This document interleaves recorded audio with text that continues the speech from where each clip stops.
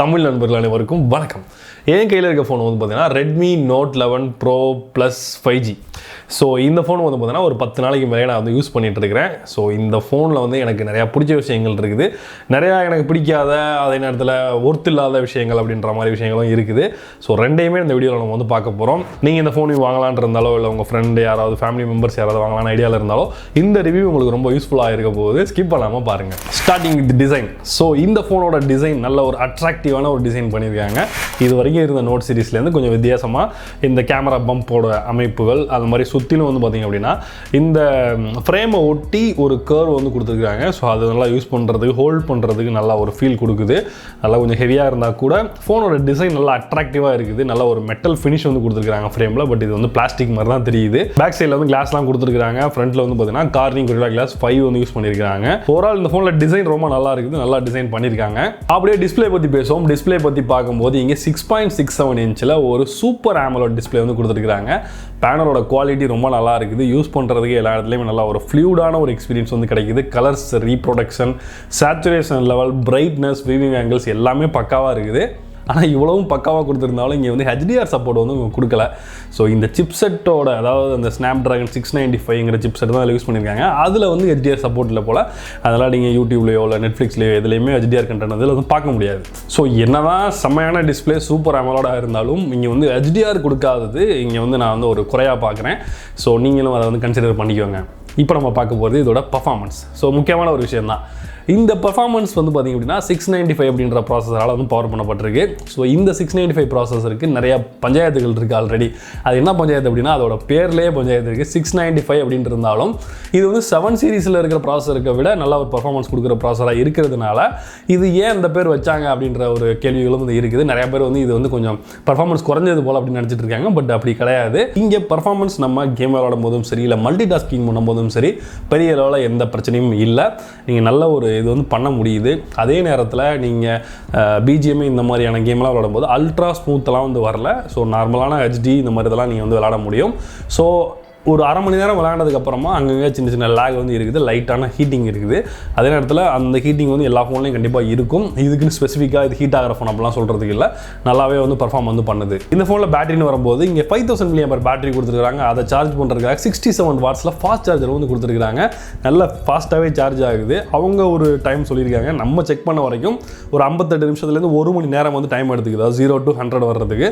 நீங்கள் ஒரு 20% இருக்கும்போது சார்ஜ் பண்ணிங்க அப்படின்னா 40 நிமிஷத்துலேயே வந்து ஃபுல் சார்ஜ் ஆகிறதுக்கான வாய்ப்புகள் இருக்குது. பேட்டரி லைஃபை பொறுத்தளவில் நீங்கள் நல்லா யூஸ் பண்ணீங்க அப்படின்னா ஒரு நாள் ஃபுல்லாகவும், நீங்கள் நார்மலாக யூஸ் பண்ணுறீங்க அப்படின்னா 2 நாட்கள் வரைக்கும் சார்ஜ் நிற்கிறதுக்கான வாய்ப்புகள் இருக்குது. இப்போ இந்த ஃபோனோட கேமரா பற்றி பேசலாம். கேமரா அப்படிங்கும்போது இங்கே வந்து பார்த்தீங்கன்னா ரியர் சைடில் 108 மெகாபிக்சலில் ஒரு ட்ரிபிள் கேமரா செட்டப் வந்து கொடுத்துருக்காங்க.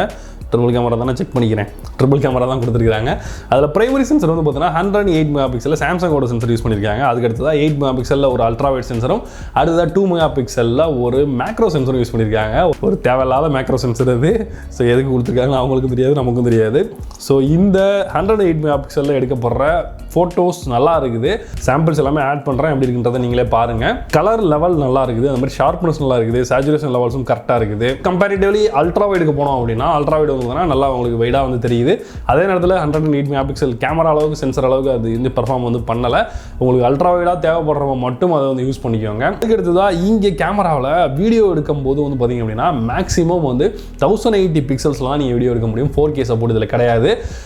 ஏன் கிடையாது அப்படின்னு பார்த்தீங்கன்னா ஏற்கனவே சொன்ன மாதிரி இதில் ஸ்னாப்ட்ராகனோட 695 ப்ராசஸர் வந்து கொடுத்துருக்காங்க. அவங்களோட ஹார்ட்வேர் லிமிடேஷன் வந்து பார்த்தீங்கன்னா மேக்ஸிமமே 1080 பிக்சல்ஸ் 30 FPS தான். ஸோ அதுக்கு மேலே வந்து அவங்க சப்போர்ட் இல்லாதனால இந்த ஃபோன்லேயே வந்து சப்போர்ட் வந்து கிடையாது. ஸோ நீங்கள் 4K வீடியோலாம் எடுக்கலாம் அப்படின்ற மாதிரி இந்த ஃபோன் வாங்கலாம்னு நினைக்காதீங்க. இங்கே வந்து அது வேலை செய்யாது. அப்படியே செல்ஃபி கேமரா வந்து அப்படின்னா இங்கே 16 மெகாபிக்சல் ஒரு செல்ஃபி கேமரா வந்து கொடுத்துருக்காங்க.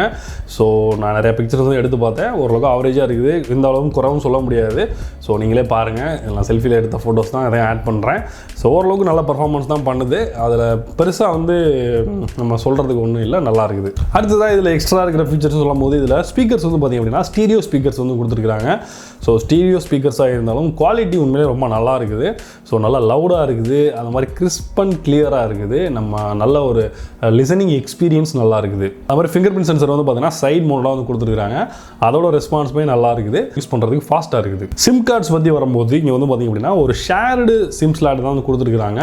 அதாவது 2 2 சிம் கார்ட்ஸ் வந்து அட் அ டைமில் வந்து யூஸ் பண்ணலாம். அப்படி இல்லைனா ஒரு சிம் கார்டு ஒரு மெமரி கார்டை தான் வந்து யூஸ் பண்ண முடியும். ஸோ இங்கே வந்து அவங்க ஒரு டெடிகேட்டட் SD கார்டு ஸ்லாட் வந்து கொடுக்கல. சாஃப்ட்வேர்னு வரும்போது இங்கே MIUI 13ல் இங்கே Android 11 தான் வந்து ரன் ஆகிட்டு இருக்குது. ஸோ MIUIயில் நீங்கள் நார்மலாக பார்த்துருப்பீங்க, அதில் இருக்க ஃபீச்சர்ஸ் எல்லாமே இதுலேயும் வந்து இருக்குது. ஓரளவுக்கு ஃபாஸ்ட்டாக இருக்குது. ஆட்ஸை பொறுத்தளவு பெரிய லெவலில் இந்த ஃபோனில் வந்து எனக்கு ஆட்ஸ் பிரச்சனை வந்து இல்லை. அதே நேரத்தில் MIUI பொறுத்தளவில் ஒரு சில விஷயங்கள் அவங்க கொடுத்துருக்கிற இந்த ஆப்ஸ் எல்லாம் வந்து ஒரு சில ஆப்ஸ் மட்டும் வந்து அன்இன்ஸ்டால் பண்ண முடியல. ஸோ அதை மட்டும் அவங்க இன்னும் அன்இன்ஸ்டால் பண்ணுற மாதிரி கொடுத்துருந்தாங்கன்னா இன்னும் நல்லா இருந்திருக்கும். ஏன் அப்படின்னா நமக்கு தேவைன்னா நம்ம வந்து இன்ஸ்டால் பண்ணிக்க போகிறோம். தேவையில்லாமல் ஒரு விஷயத்தை நமக்கு புஷ் பண்ணாலே அது நல்ல விஷயமா இருந்தால் கூட நமக்கு பிடிக்காமல் போயிடும். அதுதான் வந்து உண்மை. ஸோ அதை அவங்க பண்ணாமல் இன்னும் அடுத்தடுத்த ஃபோன்ஸ் லான்ச் பண்ணும்போது அதை வந்து இன்னும் அவங்க சரி பண்ணாங்கன்னா சூப்பராக இருக்கும்.